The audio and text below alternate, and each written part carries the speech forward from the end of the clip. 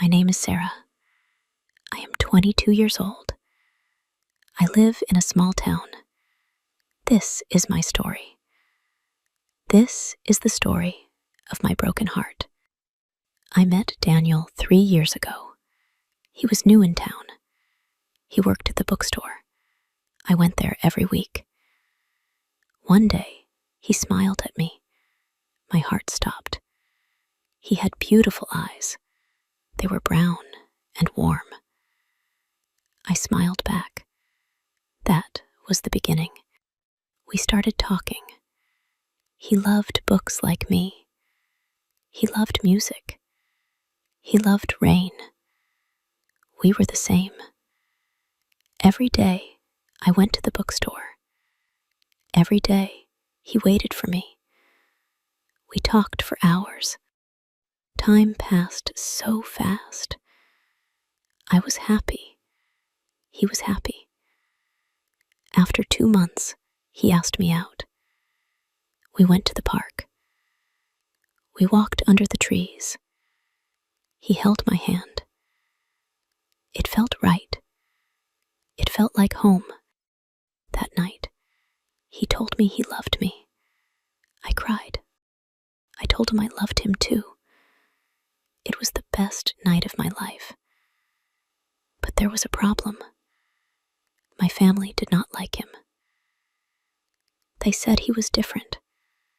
They said he was not good enough. His family was poor. My family was rich. They did not care about love. They cared about money and status. I did not care about those things. I only cared about Daniel. We met in secret. We met at the park. We met at the old cafe. We met anywhere we could. Every moment with him was precious. Every moment was a treasure. But hiding was hard. Lying to my family hurt me. I wanted to be honest. I wanted to be free. Daniel wanted to meet my parents. He wanted to ask for my hand. I was scared. I knew they would say no. But he was brave. He said love always wins. I wanted to believe him. I tried to believe him. One night, I talked to my mother. I told her about Daniel. She was angry. She said I was foolish. She said I would destroy the family name. I cried all night. My father was worse. He shouted at me. He said Daniel would never enter our house. He said he would rather die than see us together. My heart broke into pieces. Daniel did not give up. He wrote letters to my father. He called my mother. He tried everything. But they refused to listen. They refused to see his good heart. I felt hopeless. I felt like dying. But Daniel held me. He told me to wait. He told me to be strong. He said one day they would understand. Months passed.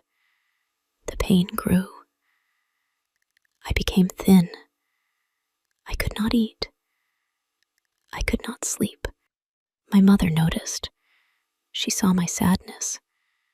She saw my tears. One day, she came to my room. She sat on my bed. She held my hand. She said she was sorry. She said she talked to my father. She said they would meet Daniel. She said they would give him a chance. I could not believe it. I cried in her arms. She cried too. She said she only wanted my happiness. She said love is more important than money. I was so happy. I felt like flying. I felt like singing. Finally, we could be together. Finally, we could be free. I called Daniel immediately. My hands were shaking. My voice was shaking. He answered after 2 rings. I said the words I had dreamed of saying. I told him my family agreed. I told him they wanted to meet him. His voice exploded with joy. He laughed. He cried. He said he could not believe it. He said he would come right away. He said he wanted to see me. He said he would be there in 20 minutes. He said we would celebrate. He said this was the happiest day of his life. I heard him start his motorcycle. I heard the engine roar. He was excited. He was rushing to me. I told him to be careful. He laughed. He said nothing could stop him now. He said he was finally coming home to me. I smiled. I waited.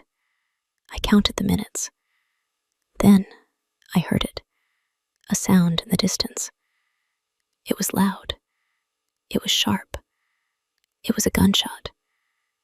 No, it was many gunshots. My heart stopped. I said his name.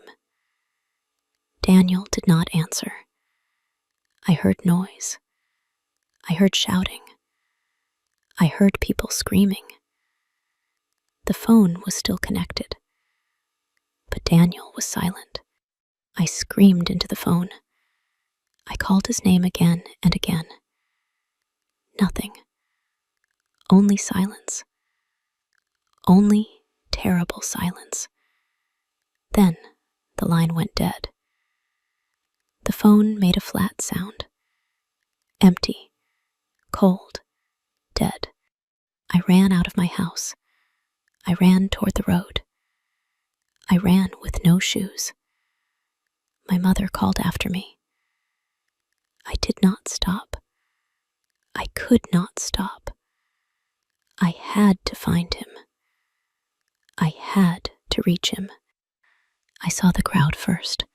People were standing in a circle. They were looking at something on the ground. I pushed through them. They tried to stop me. I did not listen. Then I saw it.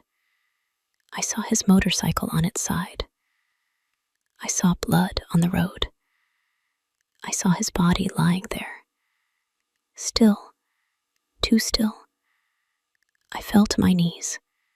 I crawled to him. I touched his face. It was warm, but his eyes were closed. I shook him. I begged him to wake up. He did not move. The ambulance came. They took him away. They would not let me go with him. I followed in my father's car. My father was crying.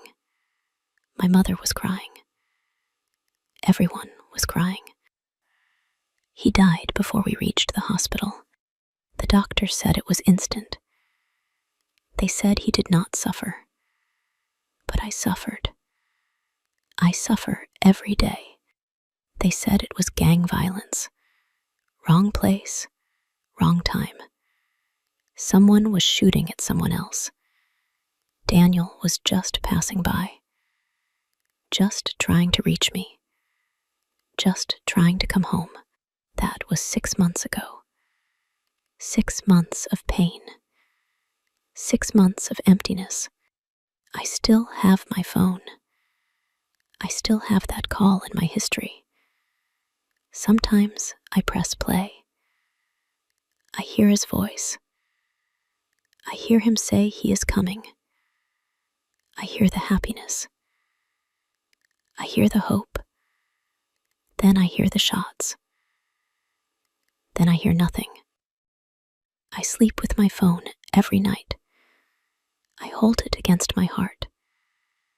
I wait. Maybe one day I will hear his voice again. Maybe one day he will finish his sentence.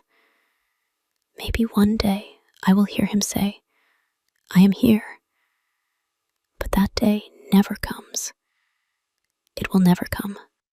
My family says I should move on. They say I am young.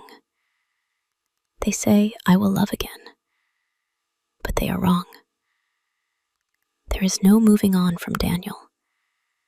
There is no loving again. He was my first love. He was my only love. He was my everything. I go to his grave every week. I bring flowers. I talk to him. I tell him about my days. I tell him I still wait. I tell him I still love him. The wind moves through the trees. Sometimes I feel him there. Sometimes I feel his hand in mine. They say time heals all wounds. They are wrong. Time only makes the pain deeper. Time only makes the emptiness bigger. I carry this wound forever. I carry his memory forever. I carry our unfinished story forever. This is my life now. This is my tragedy.